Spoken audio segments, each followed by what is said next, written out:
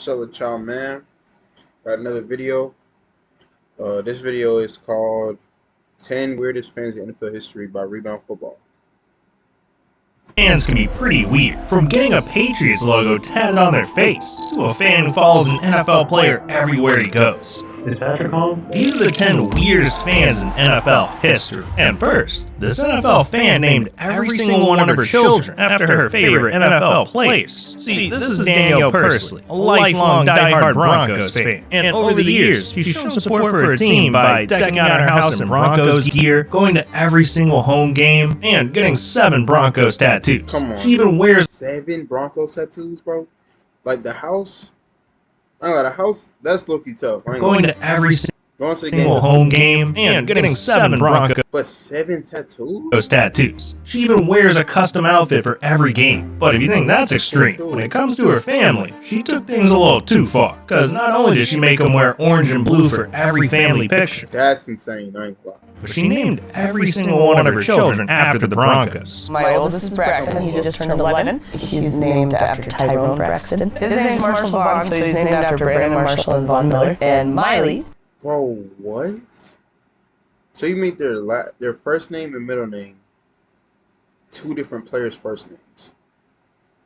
Yeah. Her name is spelled Mileigh, so if you take away the first H, her name spells Mile High. But these Eagles fans are even weirder, because they were caught doing the freakiest thing possible. See, in October 2021, during a game against the Panthers, Eagles fans were in the bathroom when they heard something weird. Come on, bro. Like, why? Like, why? This has nothing to do with the Eagles, bro.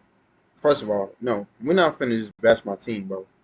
Them in the bathroom has nothing to do with the Eagles. I don't even understand why I went to a game to do this, bro. Coming from one of the stalls. Come on. So they called the police to come and check it out. And when they arrived, this happened.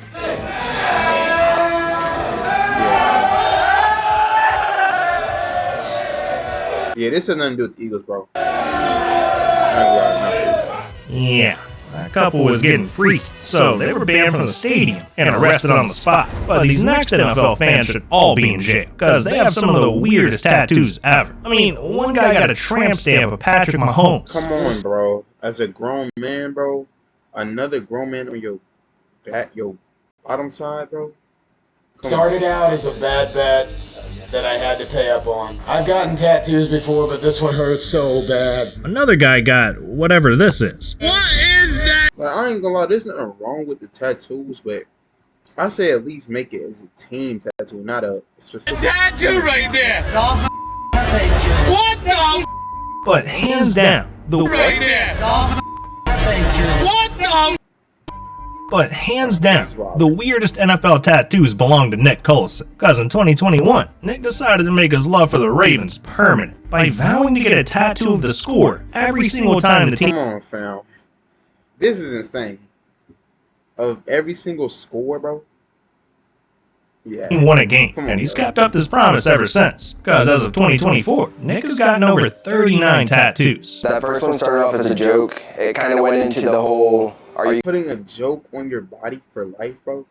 going to continue this? We don't pre-plan anything. Now here we are. Now next up, trying to go viral, ruined this fan's life at number 7. Because he ran onto an NFL field during a game and got 3 people arrested for it. See, this is Patrick Julianelle, aka Popular MMOs, a famous YouTuber with over 17 million subscribers. And in 2022, his channel wasn't doing as hot, so he started cooking up a new way What do you mean? subscribers. And in 2022, It's pretty decent. I don't lie. his channel wasn't doing as hot, so he started cooking up a new way to pop off. And that's when he discovered something that would instantly go viral: streaking. See, for years, YouTubers have been turning to streaking to gain attention. For example, in 2021, Vitaly ZDTV had his friend streak across the Super Bowl. Someone has run on the field. Some guy with a bra. It's just not worth it, bro. This is like I don't know, man. Stuff like this is just like, come on, bro. And now he's happy and chase. He's running down the middle of the 40. Come Or on, bro. FX Alex G when he did the same thing during the 2024 Super Bowl. You know, it's the Eagles. So Patrick figured, why not? And he devised a plan where he'd oil up his friend and send him out into the field, while Patrick and his other friend would Oiling up a grown man, bro. film it as it all went down. That's another There's a segment. fan on the field as the punt was hit. I believe they're going to blow this dead. Now, normally, when a streaker runs onto the field, I go, he look, only the person streaking gets arrested. But this time was different, because when fans and police noticed that Patrick and his friend had been following the streaker the whole game, they arrested all three of them on the spot. And this ended up being for nothing, because Patrick wasn't even allowed to post the video, and had to spend 2 days in jail for criminal trespassing and disturbing the peace. That was a stupid thing you guys did yesterday.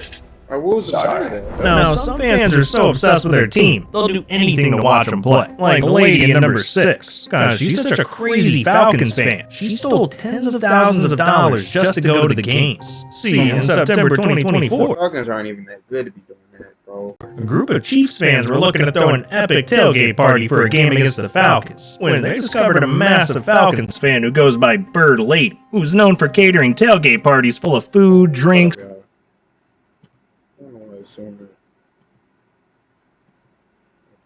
live entertainment, and prizes. So the group booked her for $14,000. But once game day came around, Bird Lady started acting weird. First, she called the group saying she had a medical emergency, but promised she'd be there by 1:30, right before the game started. Then, once the game started, they got another text from Bird Lady claiming she got pulled over by the police. But after 5 hours of waiting, the group finally realized Bird Lady wasn't coming, and they got scammed. Not only that, but when they went to check their social media, they saw the worst news yet. Bird Lady was inside the stadium watching the NFL game. So the Chiefs fans didn't waste a second, because they immediately reported her to the police for theft and had her arrested live. New tonight, a Macon woman who calls herself the Falcons Bird Lady arrested on a felony count of theft by deception. She was at Mercedes-Benz Stadium Sunday when the Falcons played the Dallas Cowboys.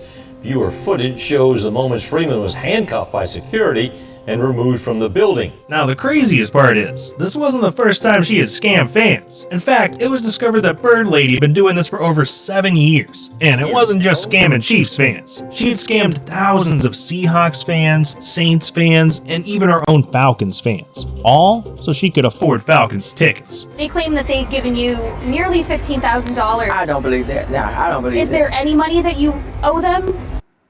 Imagine being able I ain't gonna lie, bro. It's not even worth that, bro. For any team, but especially the Falcons. I spent more than they gave me. But at least she wasn't violent, because next up for number 5, there's a fan who's robbing banks Yo, freedom, bro, for a football team, bro. just to afford NFL tickets. Robbing banks, bro.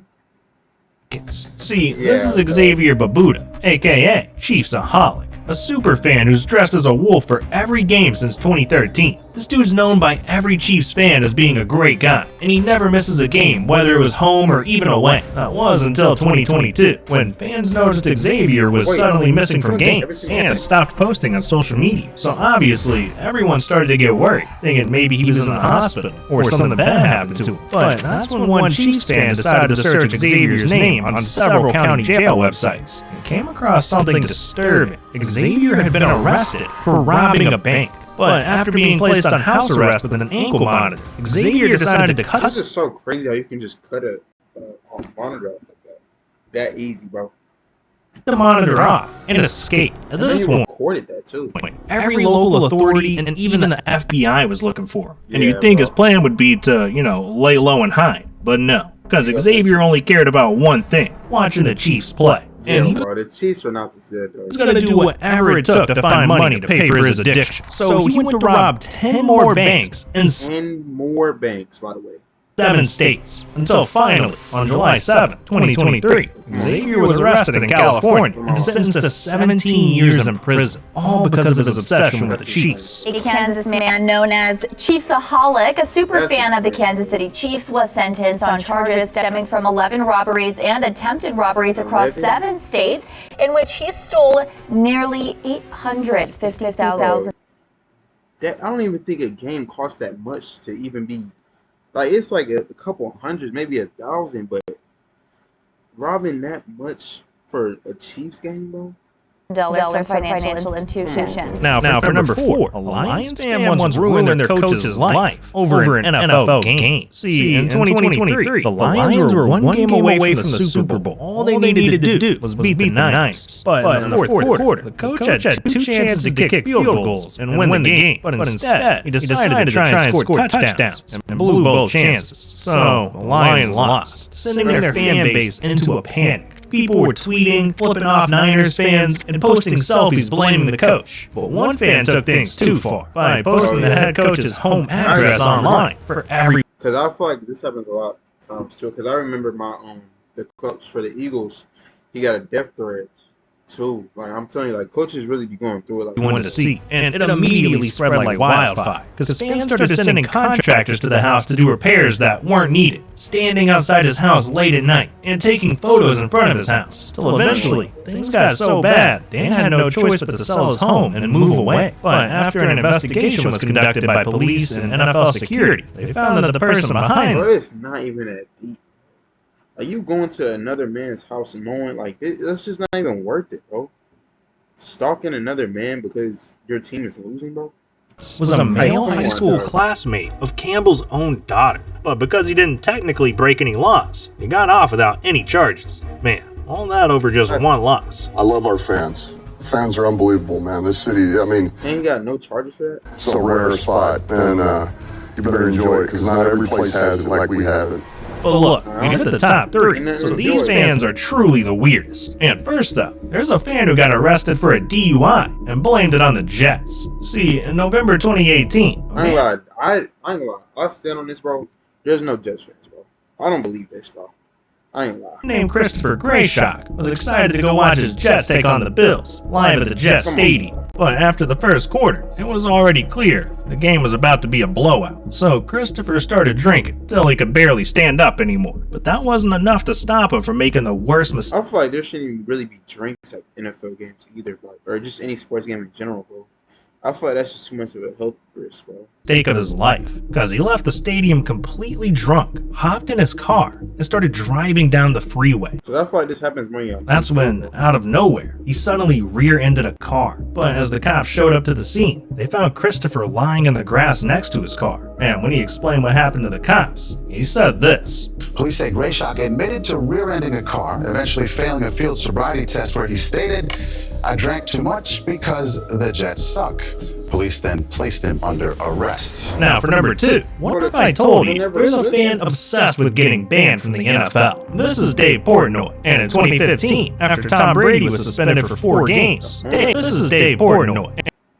And in 2015, after Tom Brady was suspended for 4 games, Dave was pissed. So he decided to get revenge in the weirdest way by marching down to the NFL headquarters in New York and handcuffing himself to 3 of his friends while they waited for the commissioner to show up. You guys going to get arrested, right? You're going to get arrested? No, we want to meet with Roger Goodell. Yeah, okay, so you're going to wind up getting arrested. I mean, I got the cops coming over now. Yeah, not only was Dave arrested, but the commissioner banned him from all future NFL events. And this ended up starting a war, because from that point on, Dave wanted to make the commissioner's life a living hell, and his first move was to print 70,000 tiles of Roger Goodell's... Come on, bro. Like, come on, bro. You have too much time on your hands, bro. Face as a clown. He did this to hand him out before a Patriots game. Yeah, so it's a clown face towel because Goodell is a clown and a fraud and a criminal, so we're handing out 70,000 towels. But Dave didn't stop there, because he was so obsessed with trying to confront the commissioner that he ended up pulling his craziest stunt in 2022. Because after he found out there was an auction where the prize was to meet with the commissioner and watch football in his man cave, Dave knew he had to win the auction. So he attended and ended up dropping $250,000 to secure the win. But after that... I ain't gonna lie.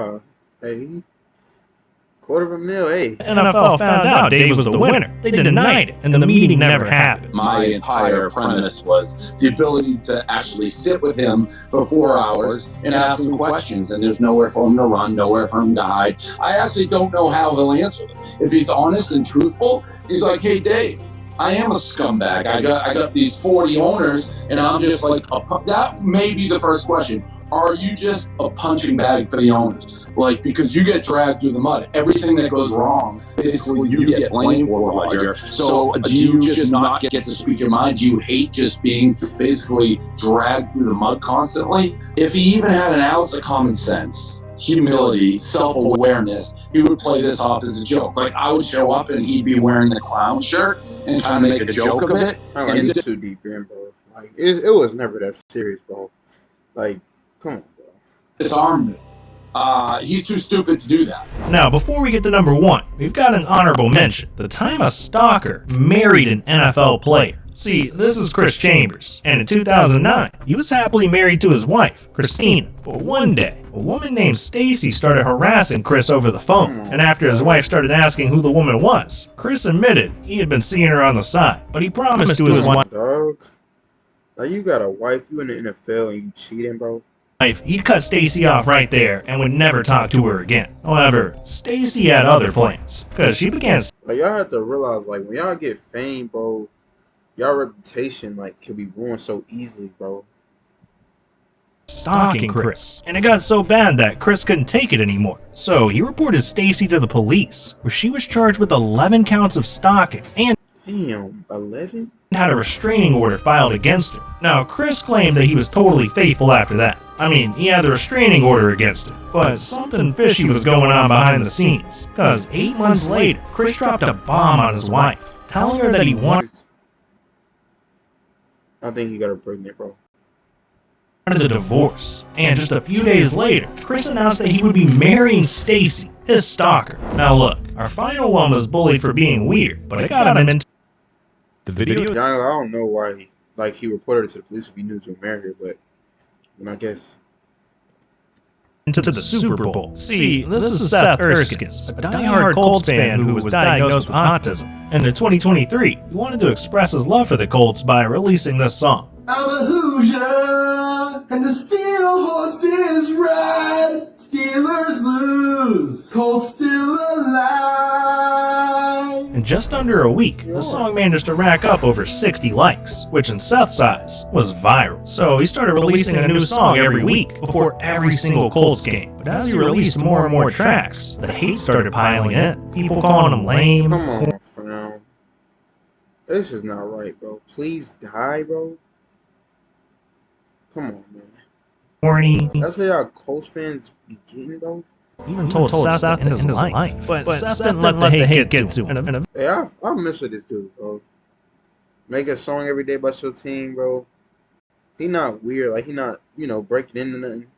He cool. Eventually, he released his greatest hit yet, the Colts Anthem. Yo, this is our Colts. This is our team. We bleed blue. This is our Colts. Whether win or lose, we love them. Horseshoe, beat the Texans. Horns down on Stroud's turf. This is our team. Go Colts! Now this song actually went viral because within 1 week, it got over 600,000 views. And the craziest part is, the Colts saw... I ain't gonna lie, I messed with the Colts, bro. I was thinking of that too, like, them seeing this video, or seeing that video, doing their magic. Seth's video, and they loved it so much, they invited Seth to what he thought was just an interview. But instead, the Colts sent out 2 of their players, Michael Pittman and Josh Downs, and had them personally invite Seth to the Super Bowl.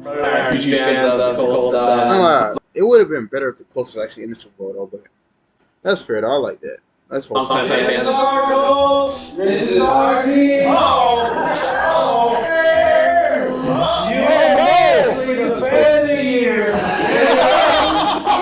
Congratulations! That's perfect. Right there. Awesome. Appreciate you. Man, it's been pretty wild and fun ride and all the cool stuff I'm taking already. And man, this is a blessing. Oh my goodness. Congratulations. Well, that's it for this video, man. You have a great day, man. I love y'all.